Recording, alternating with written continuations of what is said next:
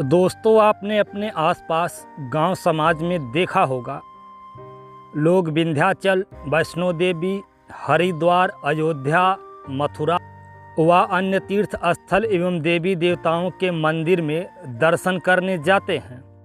अगर उनसे पूछा जाए तो बहुत से लोगों का कहना होता है कि मनौती थी, मन्नत थी, इसलिए गए थे।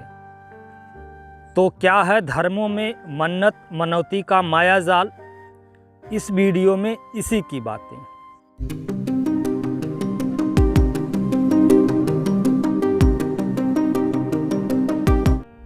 दोस्तों, मन्नत या मनौती भक्त एवं भगवान ईश्वर अल्लाह या जिसमें भी वह आस्था रखता है उनके बीच एक समझौता या करार होता है। भक्त की डिमांड होती है कि मेरा फला काम हो जाएगा तो मैं आपके लिए फला काम करूंगा।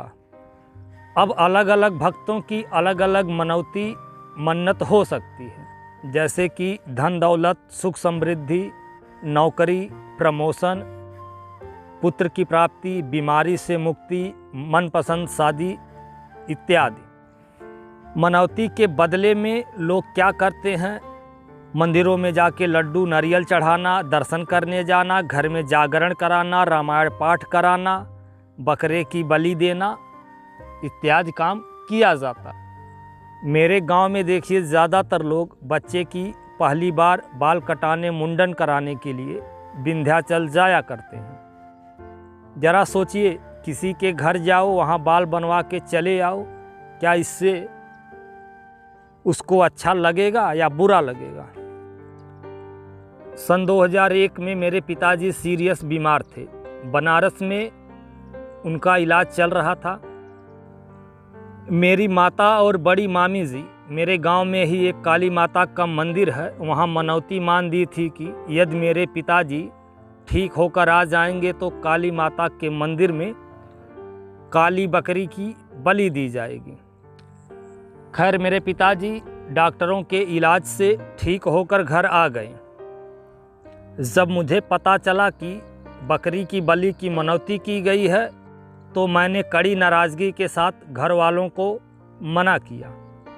उस वक्त मेरी उम्र 11-12 वर्ष की थी।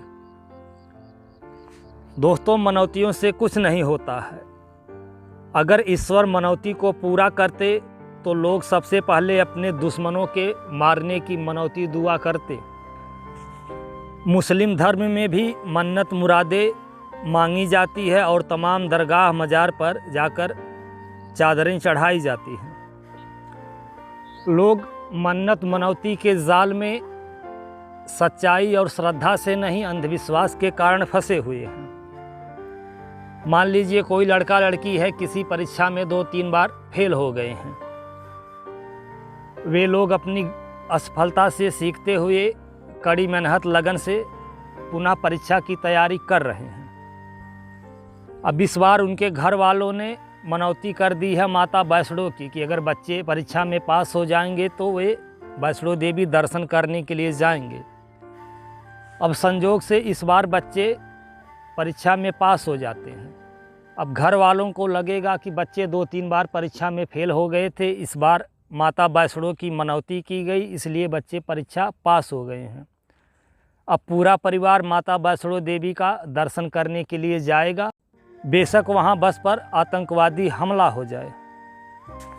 अब एक दूसरा उदाहरण देखिए। मान लीजिए कोई मुस्लिम महिला है, वह तमाम दरगाह मजार पर जाती है, उसकी 2-3 बेटियां हैं, उसे बेटे की इच्छा है। इस बार वह प्रेग्नेंट होती है। उसकी कोई सहेली उसे बताती है कि फला जगह एक दरगाह है, वहाँ पे जाओ, वहाँ बहुत शक्ति है, वहाँ तुम्हारी मुरादें पूरी हो जाएंगी। अब वह महिला वैसा ही करती है। संजोग से इस बार उसे लड़का पैदा होता है। अब उस औरत को लगेगा कि लड़के की प्राप्ति उस दरगाह की शक्ति से हुआ है, बाबा के आशीर्वाद से हुआ है। अब वह उसका मुरीद हो जाएगी और दूसरे लोगों को भी इसके बारे में बताएगी, जबकि उसे मालूम नहीं है कि लड़का या लड़की मेल फीमेल शुक्राणु से होते हैं, ना कि किसी के आशीर्वाद और दुआ से। दोस्तों, समाज में कोई कर्मचारी, अधिकारी घूस लेकर के कोई काम करता है तो समाज में उसे घूसखोर भ्रष्टाचारी कहा जाता है।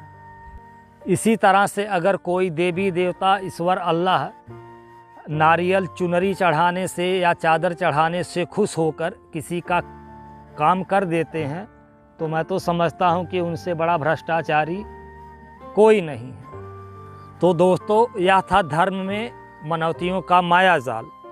आप अपने घर परिवार विशेषकर महिलाओं को इस जाल में ना फंसने दें। वीडियो देखने के लिए धन्यवाद। नमस्कार। जय भारत।